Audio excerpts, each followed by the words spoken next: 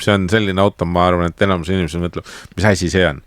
Tegemist on elektriautoga, millel on ventilaatorid küljes ja need ventilaatorid tekitavad siis maa külgetõmbejõudu ja see elektriauto on erakordselt kiire. Minge vaadake sellist asja, jällegi kui taht näha, et mis autoga tegemist, Ben Collins ehk siis Viimane stiig, tema käis sellega sõitmas, tema käis seda proovimas, samuti käis proovimas Chris Harris seda autot ja see aero, kuidas see töötab, see on ulme. Selle autoga on tehtud väga palju erinevaid kiirusrekordeid erinevatel ringradadel just tänu sellele, et seal on tohutult palju jõudu ja see ventilaatorite lahendus tekitab nii kõva aerodünaamika, et sa saad sellega põhimõtteliselt sõita niimoodi nagu